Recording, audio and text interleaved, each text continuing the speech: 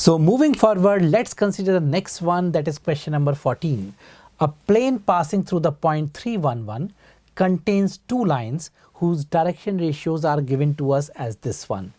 If this plane also passes through the point alpha minus 3, 5, then alpha is equal to. Simple question, when you consider equation of a plane which is containing two lines and passing through a given point, its equation is simply given by x minus x1, y minus y1, z minus z1, abc, a1, b1, c1, determinant equals 0. That is clear?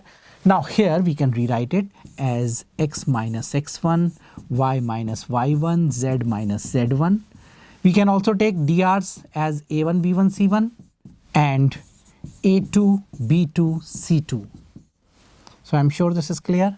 Now this is also passing through a given point alpha minus 3, 5. So put here for x, y, z and get this determinant solved. So this is determinant alpha minus 3, then minus 3 minus 1, that is minus 4, then 5 minus 1, that is 4, drs for the first line 1 minus 2 and 2, for the second line 2, 3 minus 1, this should be 0.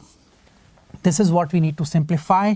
Just solve to get the value of alpha as 5. So I'm sure this is clear. Let's check from the given options. We are looking for 5, which is given here as option number 1. So let's mark and mention as the required result. Right? Let's consider the next one. Say there is a function f which is following this property.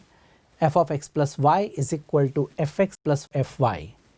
If f1 is 2 and gn is equal to summation k equals 1 to n minus 1, correct?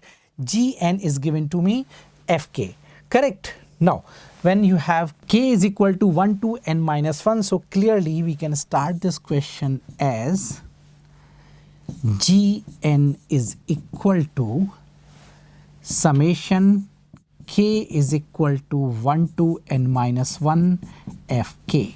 That means f1 plus f2 plus f3 and so on. What is f1? 2.